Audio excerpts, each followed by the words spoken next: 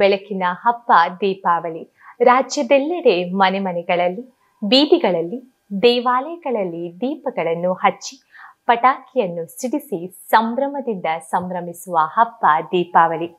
ನಾಡಿನ ಸಮಸ್ತ ಜನತೆಗೆ ಭಕ್ತಿ ಸಂಜೀವಿನಿ ವಾಹಿನಿಯ ಕಡೆಯಿಂದ ದೀಪಾವಳಿ ಹಬ್ಬದ ಹಾರ್ದಿಕ ಶುಭಾಶಯ.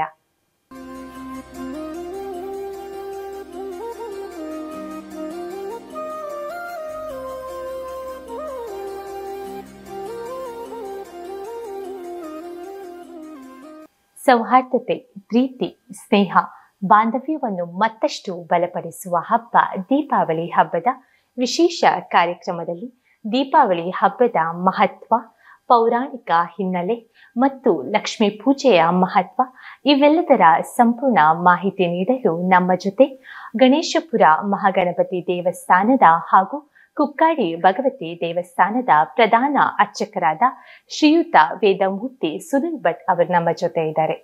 ಸರ್, ದೀಪಾವಳಿ ಹಬ್ಬದ ವಿಶೇಷ ಕಾರ್ಯಕ್ರಮಕ್ಕೆ ಸ್ವಾಗತ ಹಾಗೂ ದೀಪಾವಳಿ ಹಬ್ಬದ ಹಾರ್ದಿಕ ಶುಭಾಶಯ. ನಿಮಗೂ ಶುಭಾಶಯ. ದೇವರೆಲ್ಲರಿಗೂ ಒಳ್ಳೇದು ಮಾಡಿ. ನಮಸ್ಕಾರ. ಮೊದಲನೇದಾಗಿ ದೀಪಾವಳಿ ಹಬ್ಬ ಒಂದು ದೀಪಗಳ ಹಬ್ಬ ಅಂತ ಹೇಳ್ತಾರೆ. ಸೊ ದೀಪಾವಳಿ ಹಬ್ಬಕ್ಕೂ ಮತ್ತು ದೀಪಗಳಿಗಿರುವ ಸಂಬಂಧವೇನು ಮತ್ತು ದೀಪದ ಪ್ರಾಮುಖ್ಯತೆ ಏನು? ವಿಷಯವನ್ನ ಪ್ರವೇಶ ಮಾಡುವುದಕ್ಕೆ ಮುಂಚೆ ಇಷ್ಟ ದೇವತೆಯ ಪ್ರಾರ್ಥನೆ ಮಾಡಿ ವಿಷಯ ಪ್ರವೇಶ ಮಾಡುವಂಥದ್ದು ಅಭ್ಯಾಸ ನಂದು. ಹಾಗಾಗಿ ವಿಷಯ ಪ್ರವೇಶಕ್ಕೆ ಮುಂಚೆ ಇಷ್ಟ ದೇವತೆಯನ್ನು ಪ್ರಾರ್ಥನೆ ಮಾಡಲಿಕ್ಕೆ ಇಷ್ಟಪಡ್ತೇನೆ. ವಿಜಾಪುರ ಗದೇಕ್ಷು ಕಾರ್ಮಕರುಜಾ ಚಕ್ರಾಬ್ಜ ಪಾಶೋತ್ಪಲ ಪ್ರೀಹಗ್ರ ಸುವಿಶಾನ್ ರತ್ನಕಲಶಾನ್ ಪ್ರೋದ್ದಿತ್ಕರಾಂಬೋರಹ ಧ್ಯೇಯೋ ವಲ್ಲಭಜ ಸಪದ್ಮಕರಜ ಶ್ಲಿಷ್ಟೋಜ್ವಲದ್ಭೂಷಜ ವಿಶ್ವೋತ್ಪತ್ತಿ ವಿನಾಶ ಸಂಸ್ಥಿತಿಕರೋ ವಿಘ್ನೋ ವಿಶಿಷ್ಟಾರ್ಥದಃ ಮುಕ್ತಾಭಾಂ ದಿವ್ಯವಸ್ತ್ರಾಂ ಮೃಗಮದತಿಲಕಾಂ ಪುಲ್ಲಕಲ್ಹಾರಮಾಲಾಂ ಕೇಯೂರೈರ್ ಮೇಖಲಾದ್ಯೈರ್ ನವಮಣಿಕಚಿತೈರ್ಭೂಷಣೈರ್ಭಾಸಮಾನಾಂ ಕರ್ಪೂರಾಮೋದಭಕ್ತ್ರಾಂ ಅಪರಿಮಿತಕೃಪಾಂ ಪೂರ್ಣನೇತ್ರಾರವಿಂದಾಂ ಶ್ರೀಲಕ್ಷ್ಮೀಂ ಪದ್ಮಹಸ್ತಾಂ ಜಿತಪತಿಹೃದಯಾಂ ವಿಶ್ವಭೂತ್ಯೈರ್ನಮಾಮಿ. ಮಹಾಲಕ್ಷ್ಮೀ ಸಹಿತಾಯ ಶ್ರೀಮನ್ಮಹಾಗಣಪತಯೇ ನಮಃ. ಪ್ರಾರ್ಥನಾಂ ಸಮರ್ಪಯಾಮಿ. ತುಂಬ ಒಳ್ಳೆಯ ಪ್ರಶ್ನೆಯನ್ನು ಶುರುವಿಗೆ ಕೇಳಿದ್ರಿ ನೀವು. ದೀಪ ಅಂತ ಹೇಳಿದ್ರೇನು, ದೀಪ ಯಾವುದನ್ನು ಸೂಚಿಸ್ತದೆ, ದೀಪದ ಒಟ್ಟಾರೆ ನಿಮ್ಮ ಪ್ರಶ್ನೆಯ ಪೂರ್ತಿಯಾದಂತಹ ಒಂದು ಅರ್ಥ ದೀಪಗಳ ಮಹತ್ವ ಏನು ಅಂತ ಹೇಳುವಂಥದ್ರ ಹಿನ್ನೆಲೆ ಅಂತ ಅರ್ಥ ಮಾಡಿಕೊಂಡೆ. ದೀಪ ಅಂತ ಹೇಳುವಂಥದ್ದು ಸಾಮಾನ್ಯವಾಗಿ ನಾವು ಯೋಚನೆ ಮಾಡುವಾಗಲೇ ನಮಗೆ ಗೊತ್ತಿರ್ತದೆ. ಒಂದು ದೀಪವನ್ನು ನಾವು ಹಚ್ಚಿದಾಗ ತನ್ನಿಂತಾನಾಗಿ ಕತ್ತಲೆ ನಿವೃತ್ತಿಯಾಗ್ತದೆ. ದೀಪವನ್ನು ಹಚ್ಚಿದ ನಂತರ ಬೆಳಕು ಅಂತ ಹೇಳುವಂಥದ್ದು ಬರಬೇಕು ಅಂತ ನಾವು ಯಾವುದೇ ರೀತಿಯಲ್ಲಿ ಅದಕ್ಕೆ ಬೇಕಾದ ತಯಾರಿ ಮಾಡಬೇಕಾಗಿಲ್ಲ. ದೀಪವನ್ನು ಉರಿಸಿದ್ರೆ ಸಾಕು, ಕತ್ತಲೆ ತನ್ನಿಂತಾನೇ ನಿವೃತ್ತಿ ಆಗ್ತದೆ. ಹಾಗಾದರೆ ಕತ್ತಲೆ ನಿವೃತ್ತಿಯಾಗುವಂಥದ್ದು ಅಂತ ಹೇಳುವಂಥದ್ದೇ ದೀಪದ ಮಹತ್ವ ಅಂತ. ಜೀವನದಲ್ಲಿ ಅಜ್ಞಾನ ಇರ್ಬೋದು, ಅಹಂಕಾರ ಇರ್ಬೋದು, ನಾನು ಅಂತ ಹೇಳುವಂತಹ ಸ್ವಾಭಿಮಾನದ ಹಿಂದೆ ಇರುವಂತಹ ಅಹಂಕಾರದ ಎಳೆ ಇರ್ಬೋದು. ಅದೇ ರೀತಿಯಲ್ಲಿ ಬೇರೆ ಬೇರೆ ರೀತಿಯಾದಂತಹ ದುರ್ಗುಣಗಳು ನಮ್ಮಲ್ಲಿ ಇರ್ಬೋದು. ಆ ಎಲ್ಲ ರೀತಿಯಾದಂತಹ ದುರ್ಗುಣಗಳನ್ನು ದೂರ ಮಾಡಿಕೊಟ್ಟು ನಮಗೆ ಬೇಕಾದಂತಹ ಒಳ್ಳೆಯ ಜ್ಞಾನ ಅಂತ ಹೇಳುವಂಥದ್ದು, ಅದು ಪಾರಮಾರ್ಥಿಕವಾಗಿ ನಮ್ಮೊಳಗೆ ನಿರ್ದಿಷ್ಟವಾದಂತಹ ಒಂದು ಶಕ್ತಿ ಇದ್ದು ಅದು ಪ್ರತಿಯೊಂದನ್ನು ನಡೆಸಿಕೊಡ್ತದೆ ಅಂತ ಹೇಳುವಂತಹ ಒಂದು ಜ್ಞಾನದ ಸಂಕೇತವು. ಅದೇ ರೀತಿಯಲ್ಲಿ ನಡೆಸುವಂತಹ ಪ್ರತಿಯೊಂದು ಕರ್ತವ್ಯದಲ್ಲಿ ದೀಪ ಉರಿತಾ ಉರಿತಾ ಉರಿತಾ ತನ್ನಲ್ಲಿರುವಂತಹ ಎಣ್ಣೆಯೋ ತುಪ್ಪವೋ ಯಾವುದನ್ನೋ ಒಂದನ್ನು ಕಳ್ಕೊಳ್ತಾ ಬರ್ತದೆ. ಅಂದರೆ ಅದರ ಪ್ರಮಾಣ ಕಮ್ಮಿ ಆಗ್ತಾ ಬರ್ತದೆ. ಆಗ ನಾವು ಬೆಳಕು ಅಂತ ಹೇಳುವಂಥದ್ದನ್ನು ನಿರ್ದಿಷ್ಟವಾದಂಥ ರೀತಿಯಲ್ಲಿ 10 ಜನರಿಗೆ, ಸಮಾಜಕ್ಕೆ, ದೇಶಕ್ಕೆ, ಪ್ರಪಂಚಕ್ಕೆ ಉತ್ತಮವಾದಂತಹ ರೀತಿಯಲ್ಲಿ ಆದರ್ಶಪ್ರಾಯರಾಗಿ ಬದುಕುವುದರಲ್ಲಿ ನಮ್ಮ ಸಾರ್ಥಕತೆ ಉಂಟು ಅಂತ ಹೇಳುವಂಥದ್ದನ್ನು ಸೂಚಿಸುವುದರ ಮೂಲಕವಾಗಿ ನಮ್ಮದಾದಂತಹ ದುಃಖಗಳನ್ನು, ತಾಪತ್ರಯಾದಿಗಳನ್ನು, ನಮ್ಮದಾದಂತಹ ದುರ್ಗುಣಗಳನ್ನು ಕಮ್ಮಿ ಮಾಡಿಕೊಳ್ತಾ ಜೀವನವನ್ನು ಜ್ಞಾನದ ಸಂಕೇತವಾಗಿ, ಸಾರ್ಥಕ್ಯದ ಸಂಕೇತವಾಗಿ ನಾವು ಬೆಳಗಬಹುದು ಅಂತ ಹೇಳುವಂತಹ ಆ ಬೆಳಕಿನಡೆಯಲ್ಲಿ ಹಲವರಿಗೆ ಬೇಕಾದಂತಹ ಆದರ್ಶಗಳನ್ನು ಕೊಡ್ಬೋದು. ಮತ್ತು ಅದೇ ರೀತಿಯಾದಂತಹ ನಮ್ಮಲ್ಲಿರುವಂತಹ ಅಂತಹ ಜ್ಞಾನವನ್ನು 10 ಜನಕ್ಕೆ ಹಂಚಬಹುದು ಅಂತ ಹೇಳುವಂಥದ್ದು. ಯಾಕಂದರೆ ಒಂದು ದೀಪದಿಂದ ಇನ್ನೊಂದು ದೀಪವನ್ನು ಹಚ್ಚಿದಾಗ ಈ ಮೂಲ ದೀಪದಲ್ಲಿರುವ ಬೆಳಕು ಯಾವತ್ತೂ ಕಮ್ಮಿ ಆಗುವುದಿಲ್ಲ. ಅದು ಅದೇ ರೀತಿಯಲ್ಲಿ ಆ ದೀಪದ ಬೆಳಕು ಬೆಳಗುತ್ತಾ ಇರುತ್ತದೆ. ಹಾಗಾಗಿ ನಾವು ಇತರರಿಗೂ ಆದರ್ಶಪ್ರಾಯರಾಗಿ ಬೆಳಗುವುದರ ಜೊತೆಗೆ ನಮ್ಮ ಜೀವನ ಅಂತ ಹೇಳುವಂಥದ್ದು ಏನುಂಟು ಅದನ್ನು ಸಾರ್ಥಕಪಡಿಸುವಂತಹ ಸುವರ್ಣಾವಕಾಶವನ್ನು ದೀಪ ಸೂಚಿಸ್ತದೆ ಅಂತ ಒಂದು ಮಾತಿನಲ್ಲಿ ಹೇಳ್ಬೋದು. ಅದೇ ಇನ್ನು ಎರಡನೇ ಅರ್ಥ ಏನು ಅಂತ ಕೇಳಿದ್ರೆ, ದೀಪ ಅಂತ ಹೇಳುವಂಥದ್ದು ಈಗ ಸಾಮಾನ್ಯವಾಗಿ ದೀಪಾವಳಿ ಬಂದಾಗ ನಾವೇನು ಮಾಡ್ತೇವೆ ಅಂದರೆ ಎಲ್ಲ ಕಡೆ ದೀಪಗಳನ್ನು ಹಚ್ಚಿಕೊಂಡು ಆ ಕತ್ತಲೆಯನ್ನು ನಿವೃತ್ತಿ ಮಾಡಿ ಜಗತ್ತಿನಿಂದ ನಮಗೆ ಬೇಕಾದಂಥ ಒಳ್ಳೆಯ ಬೆಳಕು ಜಗತ್ತಿಗೆಲ್ಲ ಬರಲಿ, ಅದೇ ರೀತಿಯಲ್ಲಿ ನಮಗೆಲ್ಲ ಬೇಕಾದಂತಹ ಆ ದೀಪವನ್ನು ಹಚ್ಚಿದಾಗ ಉಂಟಾಗುವಂತಹ ಸಂತೋಷವನ್ನು ಅನುಭವಿಸುವಂಥ ಹಿನ್ನೆಲೆ. ಹಾಗಾಗಿ ಅಂತಹ ಸಂತೋಷವನ್ನು ಅನುಭವಿಸುವಂತಹ ಹಿನ್ನೆಲೆಯಲ್ಲಿ ದೀಪಗಳನ್ನು ನಾವು ಎಲ್ಲಿ ಇಡ್ತೇವೆ, ಯಾವುದೇ ಒಂದು ವಸ್ತು, ದೀಪ ಅಂತ ಹೇಳುವಂಥದ್ದಲ್ಲ, ಪ್ರಾಮುಖ್ಯತೆ ಇಲ್ಲಿ ದೀಪದ ವಿಚಾರ ಇದ್ದಾಗ ನಾವು ದೀಪದ ಹಿನ್ನೆಲೆಯಲ್ಲಿ ಹೋಗಬೇಕಾಗ್ತದೆ. ಹಾಗಾಗಿ ದೀಪ ಅಂತ ಹೇಳುವಂಥದ್ದು ಎಲ್ಲಿ ನಾವು ಹಚ್ಚಿ ಇಡ್ತೇವೆ ಆ ಸ್ಥಳಕ್ಕೆ ಸಂಬಂಧಪಟ್ಟ ಮಹತ್ವವನ್ನು ಅದು ಸೂಚಿಸ್ತದೆ. ದೀಪ ಅಂತ ಹೇಳುವುದರ ಮುಖ್ಯ ಒಂದು ಲಕ್ಷಣ ಏನು ಅಂತ ಕೇಳಿದ್ರೆ, ಒಂದು ದೀಪವನ್ನು ನೀವು ಎಲ್ಲಿ ಇಡ್ತೀರಿ ಅಂತ. ಉದಾಹರಣೆಗೆ ಒಂದು ಕಾರ್ಯಕ್ರಮ ಉದ್ಘಾಟನೆ ಆದಾಗ ದೀಪವನ್ನು ಬೆಳಗಿಸಿ ಕಾರ್ಯಕ್ರಮವನ್ನು ಉದ್ಘಾಟಿಸಿದರು ಅಂತ ಹೇಳುವಂಥ ಒಂದು ವಿಚಾರ ಬರ್ತದೆ. ಹಾಗಾಗಿ ಆ ಕಾರ್ಯಕ್ರಮವನ್ನು ಉದ್ಘಾಟಿಸಿದರು ಅಂತ ಹೇಳಿ ಆದಾಗ ಆ ದೀಪಕ್ಕೆ ಎಷ್ಟು ಹೊತ್ತು ಅಲ್ಲಿ ಪ್ರಾಧಾನ್ಯತೆ ಅಂತ ಕೇಳಿದ್ರೆ, ಎಲ್ಲ ಬಂದಂತಹ ಅತಿಥಿಗಳು ಎಲ್ಲರೂ ಸೇರಿಕೊಂಡು ಆ ದೀಪವನ್ನು ಬೆಳಗಿಸ್ತಾರೆ, ಕೈ ಮುಗಿತಾರೆ, ಆ ದೀಪವನ್ನು ಎತ್ತಿ ಬದುಕಿಡ್ತಾರೆ, ಅದರ ಕೆಲಸ ಮುಗೀತು. ಇನ್ನು ಯಾವುದೋ ಒಂದು ಜೀವ ಇಲ್ಲದೆ ಇರುವಂತಹ ಅಥವಾ ಮೃತವಾದಂಥ ಯಾವುದೇ ಒಂದು ವ್ಯಕ್ತಿಯ ಭಾವಚಿತ್ರದ ಎದುರಿನಲ್ಲಿ ಒಂದು ದೀಪವನ್ನು ಹಚ್ಚಿಡ್ತೇವೆ. ಆ ದೀಪ ದುಃಖವನ್ನು ಸೂಚಿಸ್ತದೆ, ಆ ವ್ಯಕ್ತಿಗೆ ಸಂಬಂಧಪಟ್ಟಂತಹ ದುಃಖವನ್ನು ಆ ದೀಪ ಸೂಚಿಸ್ತದೆ. ಇನ್ನು ಮೂರನೆಯದಾಗಿ ದೀಪ ಭಗವಂತನ ಹತ್ರ ಹಚ್ಚಿಡ್ತೇವೆ, ನಾವು ದೇವರ ಎದುರಿನಲ್ಲಿ ದೀಪ ಹಚ್ಚಿಡ್ತೇವೆ, ಆ ದೀಪ ಭಗವಂತನನ್ನು ಸೂಚಿಸ್ತದೆ ಅಂತ. ಹಾಗಾಗಿ ನಾವು ಜೀವನದಲ್ಲಿ ಯಾವುದನ್ನು ಸೂಚಿಸ್ತೇವೆ ಅಂತ ಹೇಳಿದ್ರೆ, ನಮ್ಮೊಳಗೆ ನಾವು ಯಾವುದರ ಪ್ರತಿನಿಧಿಯಾಗಿ ನಿಂತಿರ್ತೇವೋ ಅದನ್ನು ನಾವು ಸೂಚಿಸ್ತೇವೆ ಅಂತ ಹೇಳುವಂಥದ್ದು ದೀಪದ ಮಹತ್ವ. ಹಾಗಾಗಿ ನಮ್ಮ ಜೀವನದಲ್ಲಿ ದುಃಖವನ್ನು ಸೂಚನೆ ಮಾಡುವಂಥದ್ದಲ್ಲ, ಅಥವಾ ಯಾವುದೋ ಒಂದು ರೀತಿಯಲ್ಲಿ ನಮ್ಮ ನಿರ್ದಿಷ್ಟವಾದಂತಹ ಕಾರ್ಯ ಆದ ನಂತರ ಕಾರ್ಯಾಂತೆ ನಿಷ್ಪ್ರಯೋಜಕ ಅಂತ ಹೇಳುವ ರೀತಿಯಲ್ಲಿ ನಮ್ಮ ಕಾರ್ಯ ಆದ ನಂತರ ಬದಿಗೆ ನಿಲ್ಲುವಂತಹ ಯೋಗ್ಯತೆ ಮತ್ತು ಅಂತಹ ಒಂದು ಸ್ಥಿತಿಯನ್ನು ಉಂಟು ಮಾಡಿಕೊಳ್ಳುವಂಥದ್ದಲ್ಲ. ಯಾವತ್ತಿದ್ರೂ ನಾವು ಪೂಜನೀಯರೇ, ಯಾವತ್ತಿದ್ರೂ ನಾವು ಜಗತ್ತಿಗೆ ಅಗತ್ಯವೇ, ಯಾವತ್ತಿದ್ರೂ ನಾವು ಭಗವಂತನ ಅನುಗ್ರಹಕ್ಕೆ ಪಾತ್ರರಾಗಿ ಇತರರನ್ನು ಆ ದಾರಿಯಲ್ಲಿ ಪಾತ್ರರಾಗುವಂತೆ ಮಾಡುವಂತಹ ಜೀವನದ ಅಮೂಲ್ಯವಾದಂತಹ ಕ್ಷಣವನ್ನು ಸೂಚನೆ ಮಾಡುವಂಥದ್ದು ದೀಪದ ಇನ್ನೊಂದು ಮಹತ್ವ ಅಂತ ಹೇಳ್ಬೋದು. ಇದು ಎರಡನೇ ದಾರಿ. ಅದೇ ರೀತಿಯಲ್ಲಿ ದೀಪ ಅಂತ ಹೇಳುವಂಥದ್ದು ಮೂರನೆಯದಾಗಿ ನಾವು ಯೋಚನೆ ಮಾಡುವಂಥದ್ದು ಏನು ಅಂತ ಕೇಳಿದ್ರೆ, ದೀಪ ಅಂತ ಹೇಳುವಂತಹ ಒಂದು ಅತ್ಯಂತ ಮಹತ್ವ ಆ ದೀಪಕ್ಕೆ ಬೇರೆ ಬೇರೆ ರೀತಿಯಲ್ಲಿ ಉಂಟು. ನಾವು ಸಾಮಾನ್ಯವಾಗಿ ಅಷ್ಟಮಂಗಲ ಪ್ರಶ್ನೆ ಇತ್ಯಾದಿಗಳನ್ನು ಯೋಚನೆ ಮಾಡ್ತೇವೆ. ಆ ಅಷ್ಟಮಂಗಲ ಪ್ರಶ್ನೆ ಇತ್ಯಾದಿಗಳನ್ನು ನಾವು ಯೋಚನೆ ಮಾಡಿದಾಗ ಅಥವಾ ಅದರ ತಯಾರಿ ನಡೆದಾಗ ಅಲ್ಲಿ ದೀಪವನ್ನು ತಂದು ಹಚ್ಚಿ ಹೇಗೆ ಇಡ್ತಾರೆ ಅಂತ ಹೇಳೋದ್ರಲ್ಲಿ ಇಡೀ ಆ ಪ್ರಶ್ನೆಯ ಒಂದು ಮೂಲ ರೂಪ ನಿಂತಿರ್ತದೆ ಅಂತ ಹೇಳುವಂಥದ್ದು ಜ್ಯೋತಿಷದ ಅತ್ಯಂತ ದೊಡ್ಡದಾದಂಥ ಒಂದು ಲಕ್ಷಣ. ಸ್ನೇಹೋ ಯಸ್ಯೇಹ ದೇಹೋ ಭವತಿ ತದುದರೆ ವರ್ತಿನಿ ವರ್ತಿರಾತ್ಮ ಜ್ವಾಲಾಚಾಯುಸ್ತದೆಯೇ ವಿಮಲ ಮಲಿನತೆ ಸೌಖ್ಯ ದುಃಖೇ ಕ್ರಮೇಣ ಪಾತ್ರಂ ಗೇಹಂ ಸಮೀರೋ ಮೃದು ಪರಶುಗುಣೋ ಬಂಧು ಶತ್ರುಸ್ವರೂಪ ಪೃಷ್ಟಂ ವೃತ್ತಂ ನಿಕಾಮಂ ಪಿಶೂಯ ನಯತಿ ಮಹಾ ದೇವತಾತ್ಮ ಸದೀಪ ಅಂತ ಹೇಳ್ತದೆ. ಹಾಗಾಗಿ ಒಂದು ದೀಪ ಅಂತ ಹೇಳುವಂಥದ್ದು ಯಾವುದನ್ನೆಲ್ಲ ಸೂಚಿಸ್ತದೆ ಅಂತ, ಸ್ನೇಹೋ ಯಸ್ಯೇಹ ದೇಹೋ, ಆ ದೀಪ ಅಂತ ಹೇಳುವುದು ದೇಹವನ್ನು ಸೂಚಿಸ್ತದೆ, ಬತ್ತಿ ಅಂತ ಹೇಳುವುದು ಆತ್ಮವನ್ನು ಸೂಚಿಸ್ತದೆ. ಅದೇ ರೀತಿಯಲ್ಲಿ ಅದು ಬೆಳಗುವಂತಹ ದಕ್ಷಿಣಕ್ಕೆ ಮಾಲಿಕೊಂಡಿದೋ ಅದರ ಜ್ವಾಲೆ ವಿಶೇಷವಾಗಿ ಉತ್ತರಕ್ಕೆ ಮಾಲಿಕೊಂಡಿದೋ ಅಂತ ಹೇಳುವುದರ ಮೇಲೆ ಅಲ್ಲಿಯ ನಿರ್ದಿಷ್ಟವಾದಂತಹ ವ್ಯವಸ್ಥೆಯನ್ನು ಸೂಚಿಸ್ತದೆ. ಜ್ವಾಲಾಚಾಯುಹು, ಅದು ನಿರ್ದಿಷ್ಟವಾಗಿ ಉರಿಯುವಂತಹ ಜ್ವಾಲೆ ಆಯುಷ್ಯವನ್ನು ಸೂಚಿಸ್ತದೆ. ಅದು ಮಲಿನವಾಗಿದ್ದರೆ ಅಲ್ಲಿ ನಿರ್ದಿಷ್ಟವಾಗಿ ಎಲ್ಲವೂ ಕೂಡ ಮಲಿನತೆಯಿಂದಲೇ ಆ ವ್ಯವಸ್ಥೆಯಲ್ಲಿ ಕೂಡಿಕೊಂಡಿದೆ. ಜೋರಾದಂತಹ ಸಮೀರ ಅಂದರೆ ಗಾಳಿ ಅಂತ ಅರ್ಥ. ಹಾಗಾಗಿ ಜೋರಾದಂತಹ ಗಾಳಿ ಬೀಸುವುದರಿಂದ ಅಲ್ಲಿ ಶತ್ರುಗಳ ಕಾಟ ಇತ್ಯಾದಿಗಳುಂಟು. ಒಳ್ಳೆ ರೀತಿಯಲ್ಲಿ ಪ್ರಕಾಶಮಾನವಾಗಿ ಚಂದದಲ್ಲಿ ಬಂಗಾರದ ಬಣ್ಣದಲ್ಲಿ ದೀಪ ಉರಿತದೆ ಅಂತ ಹೇಳಿ ಆದರೆ ಅಲ್ಲಿ ಮಿತ್ರರ ಸಹಕಾರ ಉಂಟು. ದೀಪ ನಂದದಾಗೆ ರಕ್ಷಣೆ ಕೊಡ್ತಾ ಇದ್ರೆ ಆ ವ್ಯಕ್ತಿ ಅಥವಾ ಆ ಕುಟುಂಬಕ್ಕೆ ಬೇರೆಯವರು ಬಂದು ಸಹಾಯ ಮಾಡ್ತಾರೆ. ಇದು ಎಲ್ಲವನ್ನು ಕೂಡ ಒಂದು ದೀಪದಿಂದ ನಾವು ಚಿಂತನೆ ಮಾಡ್ಬೋದು. ಹಾಗಾಗಿ ದೀಪದ ಮಹತ್ವ ಅಂತ ಹೇಳ್ತಾ ಹೋದರೆ ಅತ್ಯಂತ ದೊಡ್ಡದಾದಂತಹ ಮತ್ತು ಅತ್ಯಂತ ಮಹತ್ವಪೂರ್ಣವಾದಂತಹ ಪ್ರಾಮುಖ್ಯತೆಯನ್ನು ಪಡ್ಕೊಂಡಂತಹ ಒಂದು ವಿಚಾರ ಅದು ದೀಪ. ಹಾಗಾಗಿ ಆ ದೀಪ ಅಂತ ಹೇಳುವಂಥದ್ದು ನಿರ್ದಿಷ್ಟವಾಗಿ ಹಚ್ಚೋದ್ರ ಮೂಲಕವಾಗಿ ಆರಂಭ ಆಗುವಂತಹ ಈ ಒಂದು ದೀಪಾವಳಿ ಅದು ಎಲ್ಲರಿಗೂ ಶುಭ ತರಲಿ ಅಂತ ಹೇಳುವಂತಹ ಒಂದು ಶುಭ ಆಶಯದೊಂದಿಗೆ ಈ ಪ್ರಶ್ನೆಗೆ ಇಷ್ಟು ಉತ್ತರ ಸಾಕು ಅಂತ ಅಂದ್ಕೊಳ್ತೇನೆ.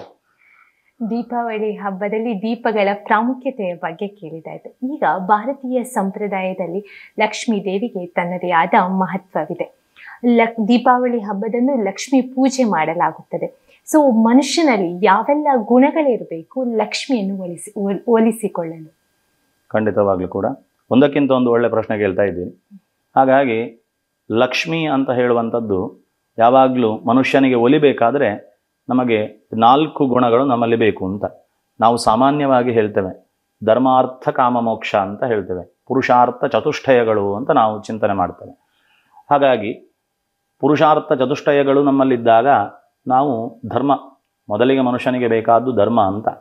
ನಾವು ಮಾಡುವಂತಹ ಎಲ್ಲ ಕರ್ಮಗಳು ಧರ್ಮದೊಂದಿಗೆ ಸೇರಿಕೊಂಡಿರಬೇಕು ಅಂತ ಅರ್ಥ. ಹಾಗಾಗಿ ಧರ್ಮದೊಂದಿಗೆ ಸೇರಿಕೊಂಡಂತಹ ಕರ್ಮ ಎಷ್ಟೋ ಸಲ ನಾವು ಮಾಡುವಂತಹ ಪ್ರತಿಯೊಬ್ಬ ಮನುಷ್ಯನಿಗೂ ಜೀವನದಲ್ಲಿ ಅಂತಹ ಕ್ಷಣಗಳು ಬರಬಹುದು, ಬರದೇ ಇರ್ಬೋದು, ಆದರೆ ಹೆಚ್ಚಾಗಿಯೂ ಕೂಡ ಬರ್ತದೆ. ಹಾಗಾಗಿ ಆ ಸಂದರ್ಭಗಳು ಹೇಗಿರ್ತದೆ ಅಂತ ಕೇಳಿದ್ರೆ ನಾವು ಮಾಡುವಂಥ ಕೆಲಸವನ್ನು ನಮ್ಮ ಆತ್ಮಸಾಕ್ಷಿ ಪ್ರತಿ ಸಲ ಒಪ್ಪಬೇಕು. ಆ ಆತ್ಮಸಾಕ್ಷಿ ಒಪ್ಪದೇ ಇರುವಂಥ ಕೆಲಸವನ್ನು ಮಾಡುವಂಥ ಪ್ರಯತ್ನ ನಾವು ಮಾಡಿದಾಗ ಅದು ನಮಗೆ ಜೀವನಕ್ಕೂ ಒಳ್ಳೆಯದಲ್ಲ, ಅಥವಾ ನಿರ್ದಿಷ್ಟವಾಗಿ ಯಾವುದೋ ಒಂದು ಸಂದರ್ಭದಲ್ಲಿ ಅದರ ಪರಿಣಾಮವೂ ಕೂಡ ಒಳ್ಳೆಯದಿರುವುದಿಲ್ಲ. ಹಾಗಾಗಿ ಇಂತಹ ಅವಕಾಶಗಳು, ಇಂತಹ ಸಂದರ್ಭಗಳು ಮನುಷ್ಯನ ಜೀವನದಲ್ಲಿ ಸಾಮಾನ್ಯವಾಗಿ ಬರ್ತದೆ. ಹಾಗಾಗಿ ಅದಕ್ಕೋಸ್ಕರ ಹೇಳುವಂಥದ್ದು, ನಾವು ಮಾಡುವಂಥ ಕರ್ಮ ಅದು ಧರ್ಮದೊಂದಿಗೆ ಜೋಡಣೆಯಾಗಿರಬೇಕು ಅಂತ ಅರ್ಥ. ಹಾಗಾಗಿ ಅದಕ್ಕೆ ಒಂದೇ ಶಬ್ದದಲ್ಲಿ ಹೇಳ್ಬೋದು ಪುರುಷ ಪ್ರಯತ್ನ ಅಂತ ಹೇಳ್ಬೋದು. ಪುರುಷ ಪ್ರಯತ್ನ ಅಂತ ಹೇಳಿದ ಕೂಡಲೇ ಸ್ತ್ರೀ ಪುರುಷ ಅಂತ ಹೇಳುವ ಅರ್ಥ ಅಲ್ಲ. ಪುರುಷ ಪ್ರಯತ್ನ ಅಂತ ಹೇಳಿದರೆ ನಾವು ನಮ್ಮ ಜೀವನದಲ್ಲಿ ಪ್ರತಿಯೊಬ್ಬ ಮನುಷ್ಯ ಮಾಡುವಂತಹ ಅವನದೇ ಆದಂತಹ ಪ್ರಯತ್ನಗಳೇನುಂಟು ಅದನ್ನು ಪುರುಷ ಪ್ರಯತ್ನ ಅಂತ ಕರೆದಿದ್ದಾರೆ.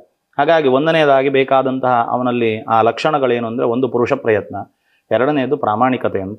ಆ ಪ್ರಾಮಾಣಿಕತೆ ಅಂತ ಹೇಳುವಂಥದ್ದಿದ್ದಾಗ ಅವನು ಯಾವುದೇ ರೀತಿಯಲ್ಲಿ ಯಾರಿಗೂ ಜಗ್ಗಬೇಕಾಗಿಲ್ಲ, ಯಾರಿಗೂ ಕೂಡ ಅವನು ನಿರ್ದಿಷ್ಟವಾಗಿ ಶರಣಾಗತಿಯಾಗಬೇಕಾಗಿಲ್ಲ. ಅವನ ಮನಸ್ಸಿಗೆ ತೋರಿದಂತಹ ರೀತಿಯಲ್ಲಿ ಅವಕಾಶಗಳು ಕಮ್ಮಿ ಆದರೂ ಕೂಡ ಅದರಿಂದ ಮುಂದಕ್ಕೆ ಬೇಕಾದಂಥ ಅವಕಾಶಗಳನ್ನು ಸೃಷ್ಟಿಸಿಕೊಳ್ಳುವಂತಹ ಒಂದು ಆ ಭಾಗ್ಯ ಅವನಿಗೆ ನಿರ್ದಿಷ್ಟವಾಗಿ ಸಿಗ್ತದೆ ಅಂತ ಹೇಳುವಂಥದ್ದು ಎರಡನೆಯದು ಪ್ರಾಮಾಣಿಕತೆ. ಮೂರನೆಯದ್ದು, ನಾವು ಯಾವುದೇ ಕೆಲಸವನ್ನು ಮಾಡಲಿ ಅದರಲ್ಲಿ ಬೇಕಾದ್ದು ಶ್ರದ್ಧೆ. ಹಾಗಾಗಿ ಶ್ರದ್ಧೆಯಿಂದ ನಾವು ಯಾವ ಕೆಲಸವನ್ನು ಮಾಡ್ತೇವೋ ಅದು ಖಂಡಿತವಾಗ್ಲೂ ಕೂಡ ಅವನಿಗೆ ಬೇಕಾದಂಥ ಯಶಸ್ಸನ್ನು ಕೊಡ್ತದೆ. ನಾಲ್ಕನೆಯದಾಗಿ ಮನುಷ್ಯನಿಗೆ ಪೂರ್ಣವಾಗಿ ಬೇಕಾದಂಥ ಗುಣ ಯಾವುದು ಅಂತ ಕೇಳಿದ್ರೆ ನಂಬಿಕೆ. ಹಾಗಾಗಿ ಪುರುಷ ಪ್ರಯತ್ನ, ಎರಡನೆಯದಾಗಿ ನಮಗೆ ಬೇಕಾದ ಪ್ರಾಮಾಣಿಕತೆ, ಮೂರನೆಯದಾಗಿ ನಮಗೆ ಬೇಕಾದಂತಹ ಶ್ರದ್ಧೆ, ನಾಲ್ಕನೆಯದ್ದು ನಂಬಿಕೆ. ಹಾಗಾಗಿ ನಾಲ್ಕನ್ನು ನಾವು ಯಾವಾಗ ಪೂರ್ತಿಯಾಗಿ ನಮ್ಮ ಜೀವನದಲ್ಲಿ ಅಳವಡಿಸಿಕೊಳ್ತೇವೋ ಅದು ಧರ್ಮ, ಅರ್ಥ, ಕಾಮ, ಮೋಕ್ಷ ಅಂತ ನಿರ್ದಿಷ್ಟವಾಗಿ ಒಂದು ಅರ್ಥದಲ್ಲಿ ಅದನ್ನು ಅರ್ಥೈಸಿಕೊಳ್ಬೋದು. ಧರ್ಮ ಅಂತ ಹೇಳುವಂಥದ್ದು ಪ್ರಯತ್ನದ ಮೂಲಕವಾಗಿ ಆ ಧರ್ಮ ಮಾರ್ಗದಲ್ಲಿ ನಡೆಯುವಂತಹ ಪ್ರಯತ್ನ, ಅದರಿಂದ ಬೇಕಾದಂತಹ ಅರ್ಥ ಅಂತ ಹೇಳಿದರೆ ಸಂಪತ್ತು ಅಂತ ನಾವು ಹೇಳ್ಬೋದು. ಮನುಷ್ಯನಿಗೆ ಪ್ರಾಮಾಣಿಕತೆಯೇ ಸಂಪತ್ತು. ನಾನು ಆ ಪ್ರಾಮಾಣಿಕನಾಗಿದ್ದೇನೆ ಅಂತ ಹೇಳುವಂತಹ ಪ್ರಾಮಾಣಿಕವಾಗಿದ್ದಾಗ ಅದಕ್ಕೆ ಬೇಕಾದಂಥ ಆತ್ಮವಿಶ್ವಾಸ ಮತ್ತು ಆತ್ಮಸ್ಥೈರ್ಯ ಅವನಿಗೆ ಯಾವತ್ತೂ ಅವನ ಜೊತೆಗಿರ್ತದೆ. ಆ ಆತ್ಮವಿಶ್ವಾಸವೇ ಮನುಷ್ಯನಿಗೆ ಎಲ್ಲಕ್ಕಿಂತ ದೊಡ್ಡ ಸಂಪತ್ತು. ಹಾಗಾಗಿ ಎರಡನೆಯದ್ದು ಅರ್ಥಸ್ವರೂಪಿಯಾದಂತಹ ಆ ಒಂದು ಪ್ರಾಮಾಣಿಕತೆ, ಮೂರನೆಯದ್ದು ಮನುಷ್ಯನಿಗೆ ನಿರ್ದಿಷ್ಟವಾದಂತಹ ಶ್ರದ್ಧೆ. ಹಾಗಾಗಿ ಧರ್ಮ, ಅರ್ಥ, ಕಾಮ, ಹಾಗಾಗಿ ಬೇಕಾದ್ದನ್ನು ಪಡಿಬೋದು ಅಂತ ಹೇಳುವುದರಲ್ಲಿ ಯಾವುದನ್ನು ನಾನು ಪಡಿಬೋದು ಅಂತ ಹೇಳುವಂಥದ್ದೇ ನಿರ್ದಿಷ್ಟವಾದ ಶ್ರದ್ಧೆ. ಇದಿಷ್ಟು ಇದ್ದಾಗ ಮೋಕ್ಷ ಅಂತ ಹೇಳುವಂಥದ್ದು ಅಥವಾ ಜೀವನದ ಪ್ರತಿಯೊಂದು ಸಾರ್ಥಕತೆಯ ಕ್ಷಣ ಏನಿರ್ಬೋದು ಅದನ್ನು ಪ್ರಾಪ್ತಿ ಮಾಡಿಕೊಳ್ಳುವಂತಹ ಯೋಗ್ಯತೆ, ಇದು 4 ನಂಬಿಕೆಯ ಸ್ವರೂಪದಲ್ಲಿ. ಈ 4 ಇದ್ದಾಗ ಐದನೆಯದಾಗಿ ನಮಗೆ ಪ್ರಾಪ್ತಿಯಾಗುವಂಥದ್ದು ದೇವತಾನುಗ್ರಹ, ಅರ್ಥಾತ್ ಮಹಾಲಕ್ಷ್ಮಿಯ ಅನುಗ್ರಹ ಅಂತ ಹೇಳುವಂಥದ್ದು. ಹಾಗಾಗಿ ಈ 4 ಮನುಷ್ಯನಿಗೆ ಅತ್ಯವಶ್ಯಕ ಅಂತ. ಆ 4 ಯೋಗ್ಯತೆ ಮನುಷ್ಯನಿಗೆ ಲಕ್ಷ್ಮಿಯನ್ನು ಪಡ್ಕೊಳ್ಬೇಕಾದ್ರೆ ಬೇಕು ಅಂತ ಹೇಳುವಂಥದ್ದು. ಚಂಚಲೆಯಾದ ಲಕ್ಷ್ಮಿಯನ್ನು ಸ್ಥಿರವಾಗಿ ನಿಲ್ಲಿಸಲು ಏನೆಲ್ಲ ಮಾಡಬೇಕು? ಮಹಾಲಕ್ಷ್ಮಿ ಅಂತ ಹೇಳುವವಳು ಲಕ್ಷ್ಮೀಂ ಮನಪಗಾಮಿನೀಂ ಅಂತ ಈ ಹಿಂದಿನ ಎಪಿಸೋಡಲ್ಲಿ ಹೇಳಿರ್ಬೋದು ನಾವು. ಹಾಗಾಗಿ ಲಕ್ಷ್ಮಿಯಾದವಳು ಶ್ರೀ ಸೂಕ್ತವೇ ಹೇಳ್ತದೆ, ಲಕ್ಷ್ಮೀಂ ಮನಪಗಾಮಿನಿ, ಮನಸ್ಸು ಬಂದಲ್ಲಿ ಹೋಗುವವಳು ಅಂತ. ಹಾಗಾಗಿ ಮಹಾಲಕ್ಷ್ಮಿಯನ್ನು ಸ್ಥಿರವಾಗಿ ನಮ್ಮಲ್ಲಿ ಉಳಿಸಿಕೊಳ್ಳಬೇಕಾದ್ರೆ ಈಗ ಈ ಹಿಂದೆ ಹೇಳಿದಂಥ 4 ಲಕ್ಷಣಗಳು ನಮ್ಮಲ್ಲಿ ಅತ್ಯವಶ್ಯಕವಾಗಿರಬೇಕು. ಈ 4 ಲಕ್ಷಣಗಳು ಯಾವಾಗ ನಮ್ಮಲ್ಲಿ ಪೂರ್ತಿಯಾಗಿರ್ತದೋ ಆಗ ಮಹಾಲಕ್ಷ್ಮಿ ಅಂತ ಹೇಳುವವಳು ನಮ್ಮನ್ನು ಬಿಟ್ಟು ಹೋಗುವಂತಹ ಅವಕಾಶವೇ ಇಲ್ಲ. ಯಾಕಂತ ಹೇಳಿದರೆ ಎಲ್ಲಿ ಆ 4 ಲಕ್ಷಣಗಳು ಇರ್ತವೋ ಅದನ್ನು ಹುಡುಕಿಕೊಂಡು ಮಹಾಲಕ್ಷ್ಮಿ ಬರ್ತಾಳೆ ಅಂತ ಅರ್ಥ.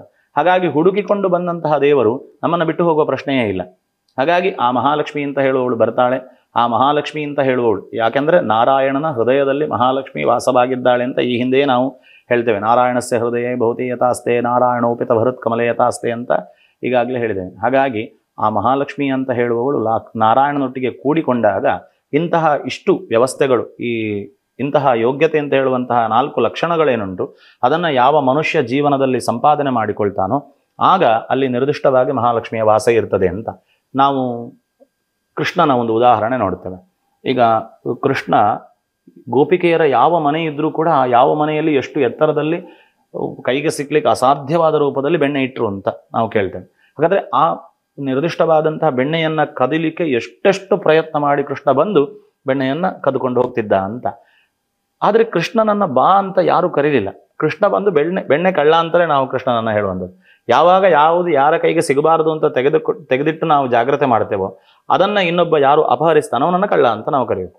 ಹಾಗಾಗಿ ದೇವರನ್ನ ಯಾಕೋಸ್ಕರ ನಾವು ಆ ರೀತಿಯಲ್ಲಿ ಬಂದು ಕೃಷ್ಣ ಕದ್ದುಕೊಂಡು ಹೋಗ್ಲಿ ಅಂತ ಹೇಳಿ, ಯಾಕೆಂದ್ರೆ ಅವರು ನಿರ್ದಿಷ್ಟವಾಗಿ ಅತ್ಯಂತ ಎತ್ತರದಲ್ಲೋ ಅಥವಾ ಅತ್ಯಂತ ಗೌಪ್ಯವಾಗಿಯೋ ಅವರು ಇಟ್ಟಂತಹ ಬೆಣ್ಣೆಯನ್ನು ಇಟ್ಟಂತಹ ಸಂದರ್ಭ ಯಾಕೆ ಅಂತ ಕೇಳಿದ್ರೆ ಕೃಷ್ಣ ನಮ್ಮ ಮನೆಗೆ ಬರಲಿ ಅಂತ. ಸುಲಭವಾಗಿ ಎದುರಿಗೆ ಸಿಕ್ಕುವ ಹಾಗೆ ಇಟ್ಟರೆ ಏನಾಗ್ತದೆ, ಬಂದು ಸೀರೆ ತಗೊಂಡು ಹೋಗ್ತಾರೆ ಅಲ್ವಾ.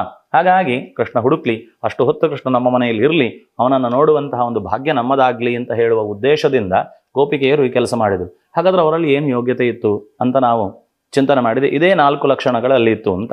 ಪುರುಷ ಪ್ರಯತ್ನ ಅಲ್ವಾ, ಹಾಲು ಅಂತ ಹೇಳುವಂಥದ್ದಕ್ಕೆ ಸಂಸ್ಕಾರ ಅಂತ ಹೇಳುವಂತಹ ಹೆಪ್ಪು ಹಾಕ್ತಾರೆ.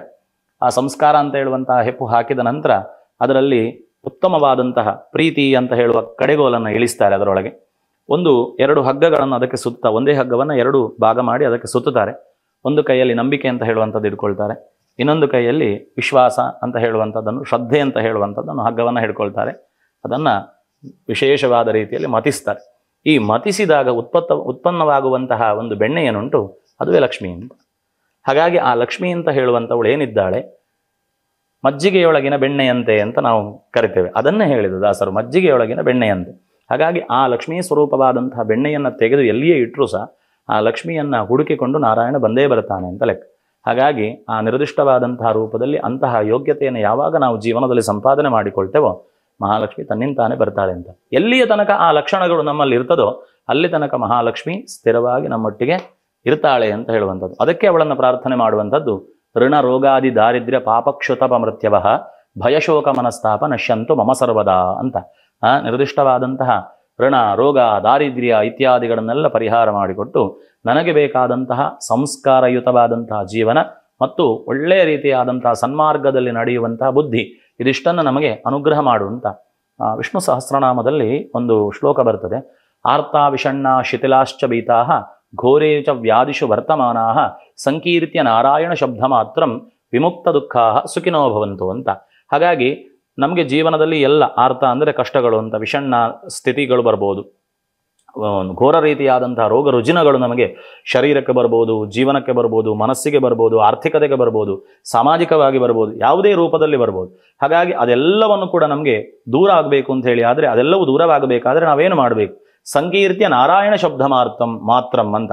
ನಾರಾಯಣ ಶಬ್ದವನ್ನು ಯಾವಾಗ ನಾವು ಉಚ್ಚರಿಸ್ತೇವೋ ಆಗ ಇದೆಲ್ಲವೂ ಕೂಡ ನಮಗೆ ತನ್ನಿಂತಾನಾಗಿ ದೂರವಾಗ್ತದೆ ಅಂತ ಹೇಳುವಂಥದ್ದು. ಹಾಗಾಗಿ ಸುಖಿನೋ ಭವಂತು. ನಿರ್ದಿಷ್ಟವಾಗಿ ಆ ಸುಖ ಅಂತ ಹೇಳುವಂಥದ್ದನ್ನು ನಮಗೆ ಕೊಡುವಂತಹ ದೇವತೆಯೇ ಲಕ್ಷ್ಮಿ ಅಲ್ವಾ. ಹಾಗಾಗಿ ಆ ಲಕ್ಷ್ಮಿ ಅಂತ ಹೇಳುವಂಥವಳು ಇಂತಹ ಸನ್ಮಾರ್ಗದಲ್ಲಿ ನಡೆದಂತಹ ಮನುಷ್ಯ ಪ್ರಾಪ್ತಿ ಮಾಡಿಕೊಂಡಂತಹ ದೇವತಾನುಗ್ರಹದ ಹಿನ್ನೆಲೆಯಲ್ಲಿ ಬರ್ತಾಳೆ ಮತ್ತು ಸ್ಥಿರವಾಗಿರ್ತಾಳೆ. ಶಾಶ್ವತವಾದ ಭಾಗ್ಯವನ್ನ ಅನುಗ್ರಹ ಮಾಡಿಕೊಡ್ತಾಳೆ. ಯಾಕೆಂದ್ರೆ ಅವಳು ಭಾಗ್ಯ ದೇವತೆ. ಇಷ್ಟು ಸಾಕು ಅಂತ ಅನ್ಕೊಳ್ತೇನೆ. ಕೊನೆಯದಾಗಿ ದೀಪಾವಳಿ ಹಬ್ಬದಲ್ಲಿ ಲಕ್ಷ್ಮೀ ಪೂಜೆಯ ಮಹತ್ವವೇನು, ಅದರ ಆಚರಣೆಯ ಕ್ರಮ? ಖಂಡಿತ.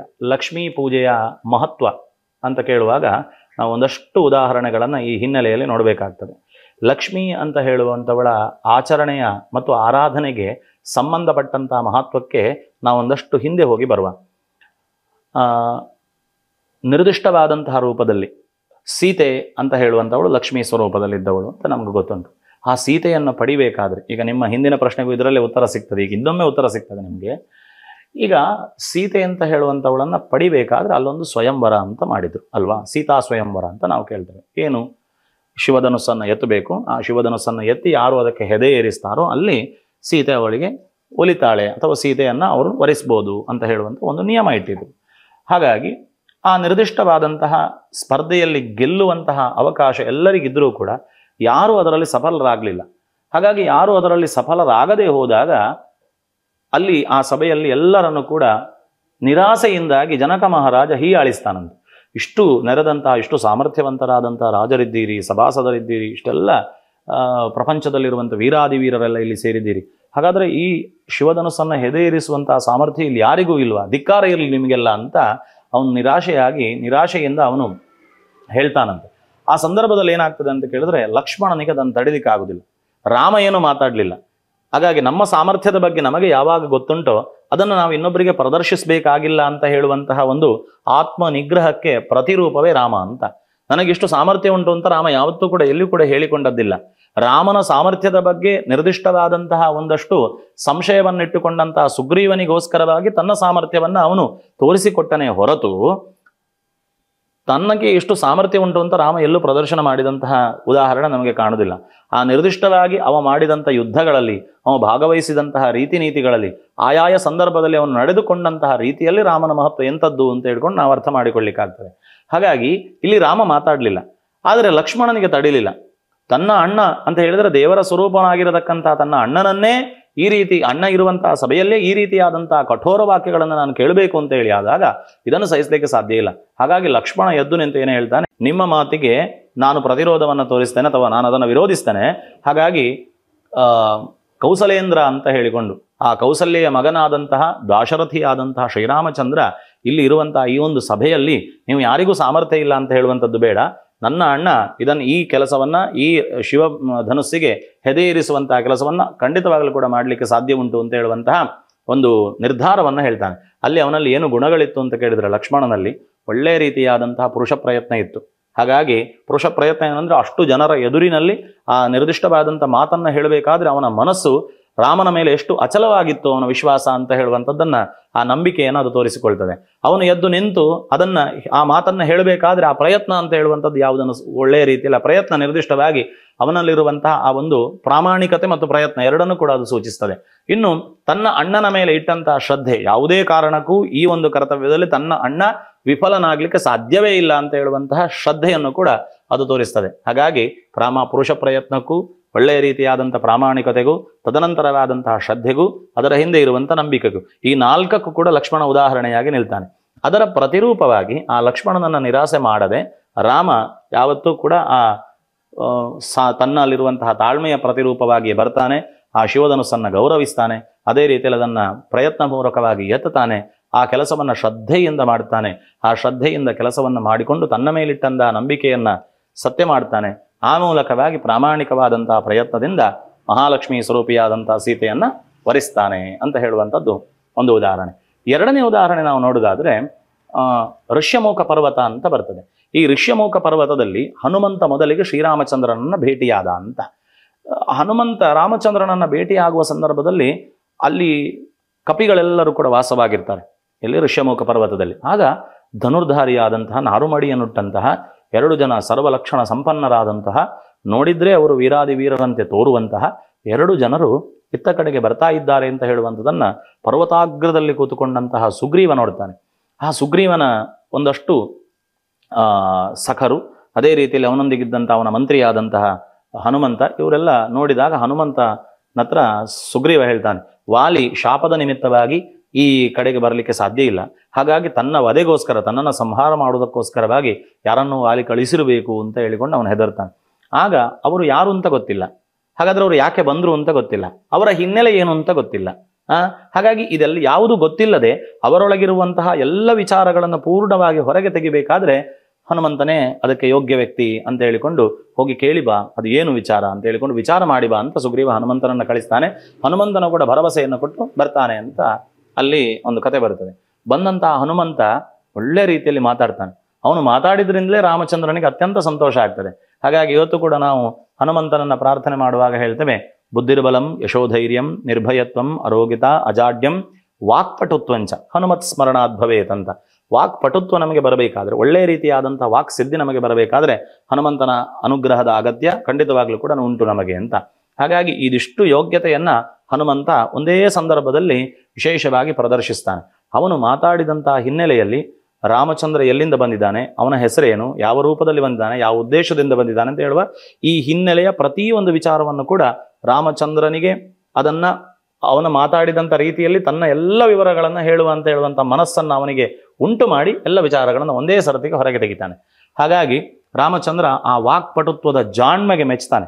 ಹಾಗಾಗಿ ಅಲ್ಲಿ ಇದ್ದದ್ದೇನು ಅಂತ ಕೇಳಿದರೆ ಅವನದ್ದು ಒಂದನೆಯದ್ದು ಪ್ರಯತ್ನ, ಪ್ರಾಮಾಣಿಕವಾದಂತಹ ಪ್ರಯತ್ನ. ತನ್ನ ಸುಗ್ರೀವ ಏನಿದ್ದಾನ, ತನ್ನ ರಾಜ ಏನಿದ್ದಾನೋ ಅವನ ಮಂತ್ರಿಯಾಗಿ ನಾನು ಮಾಡಬೇಕಾದಂಥ ಕೆಲಸ ಅವನ ರಕ್ಷಣೆ ಮಾಡುವಂಥದ್ದು, ಅವನಿಗೆ ಅಪಾಯ ಬರದಂತೆ ಕಾಪಾಡುವಂಥದ್ದು, ಈ ಒಂದು ಪ್ರಯತ್ನ. ಎರಡನೆಯದ್ದು ಆ ಕೆಲಸದಲ್ಲಿ ಪೂರ್ತಿಯಾದಂಥ ಪ್ರಾಮಾಣಿಕತೆ. ತಾನು ನಿರ್ದಿಷ್ಟವಾದಂಥ ಒಂದು ಬ್ರಾಹ್ಮಣ ವೇಷದಲ್ಲಿ ಬರ್ತಾನೆ. ಹಾಗಾಗಿ ಆ ವೇಷದಲ್ಲಿ ಬಂದು ಅವರ ಪೂರ್ತಿಯಾದಂತಹ ವಿವರಗಳನ್ನು ತೆಗೆಯುವಂತಹ ಜಾಣ್ಮೆಯ ಪ್ರಾಮಾಣಿಕತೆ 2. ಮೂರನೆಯದು ತಾನು ಮಾಡುವಂಥ ಕೆಲಸದಲ್ಲಿದ್ದಂತಹ ಶ್ರದ್ಧೆ ಮತ್ತು ತಾನು ಮಾಡುವಂಥ ಕೆಲಸ ಖಂಡಿತವಾಗಲೂ ಕೂಡ ತಾನು ನಂಬಿದಂತಹ ಒಂದು ದೈವ ಅನುಗ್ರಹ ಮಾಡುತ್ತದೆ ಅಂತ ಹೇಳುವಂಥ ನಂಬಿಕೆ. ಇದರಿಂದ ಸಿಗ್ಗಿದ್ದು ಅವನಿಗೆ ಜೀವನದ ಕೊನೆಗೂ ಕೂಡ ನೆನಪಿಡುವಂತಹ ಮತ್ತು ತನ್ನ ಜೀವನಕ್ಕೆ ಸಾರ್ಥಕವಾದಂತಹ ರಾಮಚಂದ್ರನ ಸಖ್ಯ. ಹಾಗಾಗಿ ಅದು ಲಕ್ಷ್ಮಿ ಅಂತ. ಆ ರಾಮಚಂದ್ರನ ಸಖ್ಯವೇ ಜೀವನದ ಸಾರ್ಥಕತೆ ಅಂತ ಹನುಮಂತ ನಂಬಿಕೊಂಡು ಬಂದದ್ದು. ಇಂತಹ ಉದಾಹರಣೆಗಳು ನಮಗೆ ಎಷ್ಟೋ ಜೀವನದಲ್ಲಿ ಸಿಗ್ತದೆ. ಇನ್ನೂ ಒಂದು ಉದಾಹರಣೆ ಕೊಡ್ಲಿಕ್ಕೆ ಇಷ್ಟಪಡ್ತೇನೆ. ಸಮುದ್ರ ಮಥನ ನಡೀತಾ ಇರ್ತದೆ. ಆ ಸಮುದ್ರ ಮಥನ ನಡೆಯುವಾಗ ಏನಾಗ್ತದೆ, ಮಂದರ ಪರ್ವತವನ್ನು ತಂದಿಡ್ತಾರೆ. ದೇವತೆಗಳು ಅಸುರರು ಎಲ್ಲರೂ ಒಟ್ಟಾಗ್ತಾರೆ. ವಾಸುಕಿಯನ್ನು ಹಗ್ಗವನ್ನಾಗಿ ತಂದಿಡ್ತಾರೆ. ಬಂಧಿಸಿಕೊಂಡಂತಹ ಆ ಪರ್ವತಕ್ಕೆ ಬಂಧಿಸಿದಂತಹ ವಾಸುಕಿಯ ತಲೆಯಲ್ಲೇ ನಾವು ಹಿಡಿಬೇಕು, ಯಾಕಂದರೆ ನಾವು ಬಾಲ ಹಿಡಿಯುವವರಲ್ಲ ಅಂತ ಅಸುರರು ತಮ್ಮ ಅಹಂಕಾರವನ್ನು ಪ್ರದರ್ಶನ ಮಾಡ್ತಾರೆ. ಸರಿ, ಪರವಾಗಿಲ್ಲ ಅಂತ ಹೇಳಿಕೊಂಡು ಬಾಲದಲ್ಲಿ ದೇವತೆಗಳು, ತಲೆಯಲ್ಲಿ ರಾಕ್ಷಸರು ಹಿಡ್ಕೊಂಡು ವಾಸುಕಿಯನ್ನು ಕಡೆಗೋಲನ್ನಾಗಿ ಇಟ್ಟುಕೊಂಡು, ಕಡೆಗೋಲನ್ನಾಗಿ ಮಂದರ ಪರ್ವತವನ್ನು ಇಟ್ಟುಕೊಂಡು, ಹಗ್ಗವಾಗಿ ವಾಸುಕಿಯನ್ನು ಇಟ್ಟುಕೊಂಡು ಸಮುದ್ರ ಮಥನ ಮಾಡ್ತಾರೆ. ಸಮುದ್ರ ಮಥನ ಮಾಡಿದಾಗ ಅಲ್ಲಿ ಪ್ರಾಮಾಣಿಕತೆಯೂ ಇತ್ತು. ದೇವತೆಗಳ ಪರವಾಗಿ ನಾವು ಮಾತಾಡುವುದಕ್ಕಾದರೆ ಅಲ್ಲಿ ಪ್ರಾಮಾಣಿಕತೆಯೂ ಇತ್ತು, ಶ್ರದ್ಧೆಯೂ ಇತ್ತು, ಎಲ್ಲವೂ ಕೂಡ ಒಳ್ಳೆಯದಾಗ್ತದೆ ಅಂತ ಹೇಳುವಂತಹ ನಂಬಿಕೆಯೂ ಕೂಡ ಇತ್ತು, ಮತ್ತು ಪುರುಷ ಯತ್ನವೂ ಇತ್ತು. ಈ ನಾಲ್ಕು ಇದ್ದಾಗ ಅಸುರರಲ್ಲಿ ಏನಿತ್ತು ಈಚೆ ಕಡೆಯಲ್ಲಿ ಅಂತ ಕೇಳಿದ್ರೆ, ನಾವು ಆಚೆ ಕಡೆ ಮತ್ತು ಈಚೆ ಕಡೆ ಯೋಚನೆ ಮಾಡಿದಾಗ ಈಚೆ ಕಡೆಯಲ್ಲಿ ಏನಿತ್ತು ಅಂತ ಕೇಳಿದ್ರೆ ಅವರಲ್ಲಿ ಸದುದ್ದೇಶ ಪ್ರಯತ್ನ ಇತ್ತು. ಪ್ರಯತ್ನ ದೇವತೆಗಳಷ್ಟೇ, ರಾಕ್ಷಸರು ಕೂಡ ಪ್ರಯತ್ನ ಬಂದಿದ್ದಾರೆ. ಆದರೆ ಪುರುಷ ಪ್ರಯತ್ನದ ಒಟ್ಟಿಗೆ ಉದ್ದೇಶ ಒಳ್ಳೆದಿರಲಿಲ್ಲ.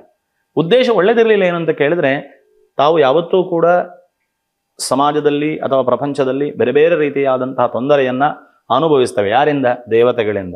ಯಾಕೆ ನಮಗೆ ತೊಂದರೆ ಆಗ್ತದೆ ಅಂತ ಕೇಳಿದ್ರೆ, ನಾವು ಮಾಡುವಂಥ ಕೆಲಸ ಎಲ್ಲರೂ ಕೂಡ ಸಮಾನವಾಗಿ ಬದುಕಬೇಕು ಅಂತ ಹೇಳುವಂತಹ ಯತ್ನಕ್ಕೆ ನಮ್ಮ ಅವಕಾಶ ಇಲ್ಲ ಅಂತ ಹೇಳುವಂಥ ಒಂದು ದುರುದ್ದೇಶ. ನಾವು ಮಾತ್ರ ಬದುಕಬೇಕು, ರಾಕ್ಷಸರು ಅಂತ ಹೇಳುವ ಎಲ್ಲರೂ ನಮ್ಮ ಅಡಿಯಾಳಾಗಿರಬೇಕು ಅಂತ ಹೇಳುವಂಥ ಒಂದು ದುರುದ್ದೇಶ ಅಲ್ಲಿ. ಇನ್ನು ಎಲ್ಲ ದೇವತೆಗಳನ್ನು ಕೂಡ ನಾಶ ಮಾಡಬೇಕು ಅಂತ ಹೇಳುವಂಥ, ಅವರ ಸ್ವರ್ಗವನ್ನು ಅಪಹರಿಸಬೇಕು, ತಾವು ಅನುಭವಿಸಬೇಕು, ಅದನ್ನು ಎಲ್ಲವನ್ನು ನಾಶ ಮಾಡಬೇಕು, ಈ ರೀತಿಯಾದಂಥ ದುರುದ್ದೇಶ. ಇನ್ನೊಂದು, ಅಮೃತ ಅಂತ ಹೇಳುವುದನ್ನು ನಾವು ಪ್ರಾಶನ ಮಾಡಿದರೆ ಅಥವಾ ನಾವು ಕುಡಿದ್ರೆ ಅನಂತರ ನಮಗೆ ಮರಣ ಇಲ್ಲ, ನಾವು ಆಡಿದ್ದೇ ಆಟ ಅಂತ ಹೇಳುವಂತಹ ಈ ದೇವರನ್ನು ಕೂಡ, ಭಗವಂತನನ್ನೇ ನಾವು ಅನಂತರ ಯಾವುದೇ ರೀತಿಯಲ್ಲಿ ಲಕ್ಷ್ಯಕ್ಕೆ ತೆಗೆದುಕೊಳ್ಬೇಕಾಗಿಲ್ಲ ಅಂತ ಹೇಳುವಂತಹ ದುರುದ್ದೇಶ. ಇದಿಷ್ಟು ಅವರಲ್ಲಿತ್ತು. ಈಚೆ ಕಡೆ ಅದಕ್ಕೆ ಸರಿ ವಿರುದ್ಧವಾದಂತಹ ಒಂದಷ್ಟು ವ್ಯವಸ್ಥೆಗಳಿತ್ತು. ಹಾಗಾಗಿ ಈ ಪ್ರಾಮಾಣಿಕವಾದಂತಹ ಪ್ರಯತ್ನವನ್ನು ನಡೆಸಿಕೊಂಡು ಬಂದಾಗ, ಮಂದರ ಪರ್ವತ ನೀರಿನಲ್ಲಿ ಮುಳುಗ್ತಾ ಬಂದಾಗ ಭಗವಂತನಿಗೆ ಇವರಿಗೆ ಸಹಾಯ ಮಾಡದೆ ಬೇರೆ ದಾರಿಯೇ ಇಲ್ಲ. ಕೂರ್ಮಾವತಾರ ಮೂಲಕವಾಗಿ ಮಂದರ ಪರ್ವತವನ್ನು ಎತ್ತಿ ಹಿಡಿತಾನೆ. ಹಾಗಾಗಿ ಅದಕ್ಕೋಸ್ಕರವಾಗಿ ಸದುದ್ದೇಶ ಮತ್ತು ದುರುದ್ದೇಶ ಎರಡೂ ಇದ್ದಾಗ ಅಮೃತ ಬರಲಿಲ್ಲ, ಮೊದಲಿಗೆ ವಿಷ ಬಂದದ್ದು. ಹಾಗಾಗಿ ಹಾಲಾಹಲ ಅಂತ ಹೇಳುವಂಥ ವಿಷವನ್ನು ಪರಮೇಶ್ವರ ಪಡೆದು ಆ ಪ್ರಾಮಾಣಿಕ ಯತ್ನಕ್ಕೆ ಎಷ್ಟು ದೇವತಾನುಗ್ರಹ ಉಂಟು ಅಂತ ನಮಗೆ ಅಲ್ಲಿ ಕಾಣ್ತದೆ. ಒಂದೊಂದೇ ವಸ್ತುಗಳು ಬರ್ತದೆ. ಅದೇ ರೀತಿಯಲ್ಲಿ ಆ ಮಹಾಲಕ್ಷ್ಮಿ ಬಂದು ಮಹಾವಿಷ್ಣುವನ್ನು ವಿವಾಹವಾಗ್ತಾಳೆ. ಅದೇ ರೀತಿಯಲ್ಲಿ ಅಮೃತ ಕಲಶ ಕೈಗೆ ಸಿಗ್ತದೆ. ಎಲ್ಲವೂ ಕೂಡ ಯಶಸ್ವಿಯಾಗ್ತದೆ. ಅದೇ ರೀತಿಯಲ್ಲಿ ಅಲ್ಲಿ ಪ್ರತಿಯೊಂದು ಪುರುಷ ಪ್ರಯತ್ನವು ಶ್ರದ್ಧೆಯು, ನಂಬಿಕೆಯು ಮತ್ತು ಉತ್ತಮವಾದಂತಹ ಶ್ರದ್ಧೆ, ಇದಿಷ್ಟು ಕೂಡ ನಮ್ಮ ಜೀವನದಲ್ಲಿ ಪ್ರಾಮಾಣಿಕತೆಯೊಂದಿಗೆ ಸೇರಿಕೊಂಡಾಗ ಮಹಾಲಕ್ಷ್ಮಿ ಅಂತ ಹೇಳುವಂತಹ ಯಶಸ್ಸು. ಮಹಾಲಕ್ಷ್ಮಿ ಅಂತ ಹೇಳಿದ್ರೆ ಒಂದೇ ಶಬ್ದ ಹೇಳಬೇಕಾದ್ರೆ ಜೀವನದಲ್ಲಿ ಯಶಸ್ಸು. ಅದು ಹಣದ ಸ್ವರೂಪದಲ್ಲಿ ಇರ್ಬೋದು, ಸ್ಥಾನಮಾನ ಗೌರವಗಳನ್ನು ಪಡೆದುಕೊಳ್ಳುವಂತಹ ರೂಪದಲ್ಲಿ ಇರ್ಬೋದು, ಜೀವನದಲ್ಲಿ ಆತ್ಮ ಗೌರವಗಳನ್ನು ಕಾಪಾಡಿಕೊಂಡು ಆತ್ಮಸಾಕ್ಷಿಯಾಗಿ ಬದುಕುವಂತಹ ರೀತಿ ನೀತಿಯ ತೃಪ್ತಿಯಲ್ಲಿರ್ಬೋದು, ಅಥವಾ ಎಲ್ಲರಿಗೆ ಸಹಾಯ ಮಾಡಿಕೊಂಡು ಎಲ್ಲರ ಕಷ್ಟಕ್ಕೆ ತಾನಾಗಿಕೊಂಡು ಇತರರ ಕಷ್ಟವನ್ನು ನನ್ನ ಕಷ್ಟ ಅಂತ ತಿಳ್ಕೊಂಡು ಪ್ರತಿಯೊಂದು ಸಂದರ್ಭದಲ್ಲಿ ಅವರಿಗೆ ಸಹಾಯ ಮಾಡುವಂತಹ ಯಾವುದೋ ಒಂದು ರೂಪದಲ್ಲಿ ಅವರಿಗೆ ಆ ಕಷ್ಟಕ್ಕಾಗುವಂತಹ ಒಂದು ಯೋಗ್ಯತೆ ಮತ್ತು ಅವಕಾಶವನ್ನು ಕೊಟ್ಟದ್ದಕ್ಕಾಗಿ ಭಗವಂತನಿಗೆ ಕೃತಜ್ಞರಾಗಿ ಪ್ರಾಮಾಣಿಕತೆಯಿಂದ ನಾವು ಬದುಕುವಂತಹ ರೀತಿ ನೀತಿಯ ಜೀವನದ ಒಂದು ವಿಧಾನ ಇರ್ಬೋದು. ಇದೆಲ್ಲವನ್ನು ಕೂಡ ಸೇರಿಸಿಕೊಂಡಾಗ ಅದಕ್ಕೆ ಮಹಾಲಕ್ಷ್ಮಿ ಅಂತ ಕರೆಯುವುದು. ಕೇವಲ ಮಹಾಲಕ್ಷ್ಮಿ ಅಂತ ಹೇಳಿದ್ರೆ ನಮಗೆ ದುಡ್ಡು ಅಂತ ಅರ್ಥ ಅಲ್ಲ. ಇದೆಲ್ಲದರಲ್ಲಿ ಸಿಗುವಂಥ ಆನಂದದ ಸ್ವರೂಪ ಏನುಂಟು ಅದನ್ನು ಲಕ್ಷ್ಮಿ ಅಂತ ಕರೀತಾರೆ. ಆ ಆನಂದದ ಲಕ್ಷ್ಮಿ ಏನುಂಟು ಅದು ಪ್ರತಿಯೊಂದು ಕಾಲಕ್ಕೂ ಕೂಡ ನಮಗೆ ಶಾಶ್ವತವಾಗಿ ಸಿಗಲಿ ಅಂತ ಹೇಳುವಂತಹ ಒಟ್ಟಾರೆ ಪೂರ್ಣವಾದಂತಹ ಸದುದ್ದೇಶದಿಂದಲೇ ನಾವು ದೀಪಾವಳಿಯನ್ನು ಆಚರಣೆ ಮಾಡುವಂಥದ್ದು. ಹಾಗಾಗಿ ಈ ರೂಪದಲ್ಲಿ ನಾವೇನು ಮಾಡ್ತೇವೆ, ತೈಲಾಭ್ಯಂಗ ಅಂತ ಮಾಡಿಕೊಂಡು ಎಣ್ಣೆ ನೀರು ಸ್ನಾನ ಮಾಡ್ತೇವೆ, ಜಲಪೂರಣ ಮಾಡ್ತೇವೆ. ಜೀವನದಲ್ಲಿ ಜೀವನ ಅಂತ ಹೇಳುವುದಕ್ಕೆ ಒಳ್ಳೆ ವಿಚಾರಗಳನ್ನು ತುಂಬಿಸಬೇಕಲ್ಲ, ಅದನ್ನೇ ಜಲಪೂರಣ ಅಂತ ನಾವು ಹೇಳುವಂಥದ್ದು. ಅದರಲ್ಲಿ ಒಳ್ಳೆ ವಿಚಾರಗಳನ್ನು, ಔಷಧೀಯ ಗುಣಗಳಿರುವಂತಹ ಒಂದಷ್ಟು ವಸ್ತುಗಳನ್ನು ಹಾಕ್ತೇವೆ. ಕೆಟ್ಟದನ್ನು ಯಾವುದಾದ್ರು ಹಾಕ್ತೇವೆ ನಾವು? ಇಲ್ಲ. ಒಳ್ಳೆಯ ವಸ್ತುಗಳನ್ನು ಅದರಲ್ಲಿ ತುಂಬಿಸಿಕೊಳ್ತೇವೆ. ಅದನ್ನು ನಮ್ಮ ಎಣ್ಣೆಯನ್ನು ಹಚ್ಚಿಕೊಳ್ತೇವೆ ಶರೀರಕ್ಕೆ. ಪಾಪಗಳೆಲ್ಲ ಸಮೂಲವಾಗಿ ಹೋಗಲಿ, ನಮ್ಮಲ್ಲಿರುವಂಥ ದುರ್ಗುಣಗಳೆಲ್ಲ ಹೋಗಲಿ, ನಮಗೆಲ್ಲ ಒಳ್ಳೆಯದಾಗಲಿ ಅಂತ ಹೇಳುವಂಥ ಉದ್ದೇಶದಿಂದ ಆ ತೈಲಾಭ್ಯಂಗ ಎಣ್ಣೆ ಹಚ್ಚಿ ಸ್ನಾನ ಮಾಡ್ತೇವೆ. ಹೊಸ ಬಟ್ಟೆಗಳನ್ನು ಧರಿಸಿಕೊಳ್ತೇವೆ. ಹಳೆ ಬಟ್ಟೆಗಳು, ಕೊಳಕು ಇತ್ಯಾದಿಗಳು ಏನುಂಟು ಅದೆಲ್ಲ ಕಳ್ಕೊಳ್ತೇವೆ. ಜೀವನದಲ್ಲಿ ಹೊಸದಾದಂಥ ವಸ್ತ್ರಗಳನ್ನು ಧಾರಣೆ ಮಾಡ್ತೇವೆ. ಹಿರಿಯರಿಗೆ ಗೌರವ ಕೊಡ್ತೇವೆ, ಸಿಹಿಯನ್ನು ಹಂಚ್ತೇವೆ. ಸೌಭಾಗ್ಯ ದೇವತೆಯಾಗಿ ಮಹಾಲಕ್ಷ್ಮಿಯನ್ನು ಪೂಜೆ ಮಾಡ್ತೇವೆ. ಅಮ್ಮ, ಈ ಭಾಗ್ಯವನ್ನು ಸತತವಾಗಿ ಎಲ್ಲ ಜೀವನದಲ್ಲಿ ಶಾಶ್ವತವಾಗಿ ನನಗೆ ಕೊಡು ಅಂತ ಕೇಳಿಕೊಳ್ತೇವೆ. ಅದೇ ರೀತಿಯಲ್ಲಿ ತದನಂತರವಾಗಿ ಲಕ್ಷ್ಮೀ ಪೂಜೆಯನ್ನು ಮಾಡ್ತೇವೆ. ಪಟಾಕಿಯನ್ನು ಸಿಡಿಸಿಕೊಂಡು ಸಂಭ್ರಮವನ್ನು ಇನ್ನೂ ವಿಜೃಂಭಣೆಯಿಂದ ಆಚರಣೆ ಮಾಡಿಕೊಳ್ತೇವೆ. ಅದೇ ರೀತಿಯಲ್ಲಿ ಲಕ್ಷ್ಮೀ ಪೂಜೆಯ ನಂತರವಾಗಿ ಒಂದಷ್ಟು ಬೇರೆ ಬೇರೆ ನಮ್ಮದೇ ಆದಂತಹ ಒಂದು ಹಿತೈಷಿಗಳ ಮನೆಗೆ ಹೋಗಿ ಬಂದು ಅವರನ್ನು ನಮ್ಮ ಮನೆಗೆ ಕರೆದು ಇದರೆಲ್ಲದಲ್ಲಿ ಕೂಡ ಪಾಲ್ಗೊಳ್ತೇವೆ. ಗೂಡು ದೀಪಗಳನ್ನು ಹಚ್ಚಿ ಆ ಸಂದರ್ಭದಲ್ಲಿ ಇಲ್ಲಿರುವಂತಹ ಅಗೋಚರ ಸ್ವರೂಪದಲ್ಲಿರುವಂತಹ ಹಿರಿಯರನ್ನು, ಪಿತೃಗಳನ್ನು ಕೂಡ ನಾವು ಪ್ರಾರ್ಥನೆ ಮಾಡಿಕೊಳ್ತೇವೆ. ಅದರ ನಂತರ ಗೋಪೂಜೆಯನ್ನು, ಭಾಗ್ಯದೇವತೆಯಾಗಿ ಗೋವು ಇರ್ತದಲ್ಲಿ ಆ ಗೋವನ್ನು ಪೂಜೆ ಮಾಡ್ತೇವೆ. ಬಲೀಂದ್ರ ಇರ್ತಾನೆ. ಅಲ್ಲಿ ಸಮುದ್ರ ಮಥನ ಕಾಲದಲ್ಲಿ ಬಲಿ ಅಂತ ಹೇಳುವಂಥವನು ಕೂಡ ಅಲ್ಲಿ ನಿರ್ದಿಷ್ಟವಾಗಿ ಬಲೀಂದ್ರನ ಕಥೆಯು ಕೂಡ ಬರ್ತದೆ. ಹಾಗಾಗಿ ಆ ಬಲಿಯನ್ನು ಕೂಡ ನಾವು ಪೂಜೆ ಮಾಡಿಕೊಂಡು ಅವನನ್ನು ಕೂಡ ಇಂದ್ರ ಅಂತ ಅವ ಮಾಡಿದಂತಹ ನಿಸ್ವಾರ್ಥತೆಗೆ, ಅವ ಕೊಟ್ಟಂತಹ ಪರಿಪೂರ್ಣವಾದಂತಹ ಅವನ ಸಮರ್ಪಣೆಗೆ ದೇವರು ಕೊಟ್ಟಂತಹ ವರ. ಹಾಗಾಗಿ ಬಂದಂತಹ ಬಲೀಂದ್ರನಿಗೆ ನಾವು ಪೂಜೆ ಮಾಡ್ತೇವೆ. ಅದೇ ರೀತಿಯಲ್ಲಿ ಗೋಪೂಜೆ, ಬಲೀಂದ್ರ ಪೂಜೆ ಇತ್ಯಾದಿಗಳನ್ನು, ಯಮದೀಪಾದಿಗಳನ್ನು, ಗೋವರ್ಧನ ಪೂಜೆಗಳನ್ನು ಇದೆಲ್ಲವನ್ನು ಕೂಡ ನಾವು ಮಾಡಿಕೊಂಡಾಗ ಜೀವನದಲ್ಲಿ ಇದೆಲ್ಲವೂ ಕೂಡ ಸಿಕ್ಕಿದಂತಹ ಭಾಗ್ಯ. ಇತರರ ಕಷ್ಟಗಳಿಗೆ ತಾನು ಸ್ಪಂದಿಸಬೇಕು, ತನ್ನ ಪ್ರಯತ್ನದಿಂದ ಅವರನ್ನೆಲ್ಲರನ್ನು ರಕ್ಷಿಸಬೇಕು, ತನ್ನದಾಗಿ ನನಗೆ ಸಿಕ್ಕಿದಂತಹ ಅವಕಾಶಗಳಿಂದ ಆ ಅವಕಾಶಗಳನ್ನು ಸದುಪಯೋಗಪಡಿಸಿಕೊಂಡು ಆನಂದವನ್ನು ಪಡಿಬಹುದು ಅಂತ ಹೇಳುವಂತಹ ಒಂದು ಉದ್ದೇಶವನ್ನು ತೋರಿಸುವಂಥದ್ದೇ ಅದರ ಸೂಚ್ಯವಾದಂಥ ಒಂದು ವಸ್ತು ವಿಷಯವೇ ಗೋವರ್ಧನ ಪೂಜೆ. ಒಂದು ಕಿರುಬೆರಳಿನಲ್ಲಿ ಆ ಪರ್ವತವನ್ನು ಎತ್ತಿ ಅಹಂಕಾರ ಸ್ವರೂಪದಲ್ಲಿ ಇರುವಂತಹ ಆ ಸುರೇಶ ಅಂದರೆ ಇಂದ್ರನ ಗರ್ವವನ್ನು ಹರಣ ಮಾಡಿ ಭಗವಂತ ಆರ್ತರನ್ನು ರಕ್ಷಿಸಿದ ಅಂತ.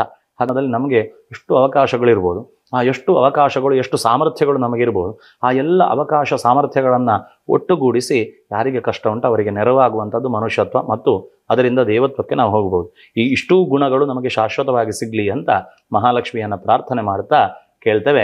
ವ್ಯಾಸಾ ಪದ್ಮಾಸನಸ್ಥ ವಿಪುಲ ಕಟಿತಟಿ ಪದ್ಮಪತ್ರ ಯಥಾಕ್ಷಿ ಗಂಭೀರ ಭರ್ತನಾಭಿಸ್ತನಭರಣಮಿತ ಶುಭ್ರ ವಸ್ತೋತ್ತರೀಯ ಲಕ್ಷ್ಮೀರ್ ದಿವ್ಯೈರ್ ಗಜೇಂದ್ರೈರ್ ಮಣಿಗಣಕಚಿತೈ ಸ್ನಾಪಿತ ಹೇಮಕುಂಭೈ ನಿತ್ಯಂ ಸಾ ಪದ್ಮಹಸ್ತ ಮಮ ವಸತು ಗೃಹೆ ಸರ್ವ ಮಾಂಗಲ್ಯಯುಕ್ತ ಅಂತ.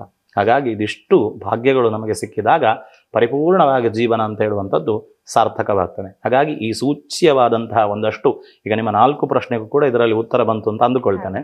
ಹಾಗಾಗಿ ಇಷ್ಟು ನಿರ್ದಿಷ್ಟವಾದಂತಹ ಉತ್ತರಗಳ ಹಿನ್ನೆಲೆಯಲ್ಲಿ ಯಾವಾಗ ದೀಪಾವಳಿಯನ್ನು ನಾವು ಈ ರೀತಿಯಾದಂತಹ ಸದುದ್ದೇಶದ ಹಿನ್ನೆಲೆಯಲ್ಲಿ ಅದನ್ನು ಅನುಷ್ಠಾನ ಪಡಿಸಿಕೊಂಡು ಅನುಷ್ಠಾನದ ಮೂಲಕವಾಗಿ ಅರ್ಥೈಸಿಕೊಂಡು ಆಚರಿಸಿಕೊಳ್ತೇವೋ ಆಗ ದೀಪಾವಳಿಯು ನಿಜವಾಗಿ ಕೂಡ ಅರ್ಥಪೂರ್ಣವಾಗ್ತದೆ ಅಂತ ಅಂದುಕೊಳ್ತೇನೆ. ಹಾಗಾಗಿ ಈ ಅರ್ಥಪೂರ್ಣವಾದಂತಹ ಆಚರಣೆ ಎಲ್ಲರಿಗೂ ಕೂಡ ಮನೆ ಮನೆಗಳು ತಲುಪಲಿ, ಎಲ್ಲರಿಗೂ ದೀಪಾವಳಿಯ ಮಹತ್ವ ತಿಳಿಲಿ ಅಂತ ಹೇಳ್ತಾ 2 ಮಾತನ್ನು ಮುಗಿಸ್ತೇನೆ.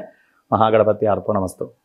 ಜೀವನದಲ್ಲಿ ಯಶಸ್ಸು ಸಾಧಿಸಲು ಬೇಕಾದ 5 ಗುಣಗಳು, ಚಂಚಲೆಯ ಲಕ್ಷ್ಮಿಯನ್ನು ಒಲಿಸಿಕೊಳ್ಳಲು ಬೇಕಾದ 5 ಸೂತ್ರಗಳನ್ನು ತಿಳಿಸಿಕೊಟ್ಟ ಪೂಜಾರಿಗೆ ಧನ್ಯವಾದಗಳು. ಧನ್ಯವಾದಗಳು. ನಮಸ್ಕಾರ. ಮತ್ತೊಂದು ವಿಶೇಷ ಕಾರ್ಯಕ್ರಮದೊಂದಿಗೆ ಭೇಟಿಯಾಗೋಣ. ಅಲ್ಲಿಯವರೆಗೂ ನಮಸ್ಕಾರ. ಹಾಗೆ ಇನ್ನು ನಮ್ಮ ವಾಹಿನಿಯ ಚಂದಾದಾರರಾಗದಿದ್ದರೆ ಇದೀಗಲೇ ಬೆಲ್ ಐಕನ್ ಒತ್ತಿ ಚಂದಾದಾರರಾಗಿ.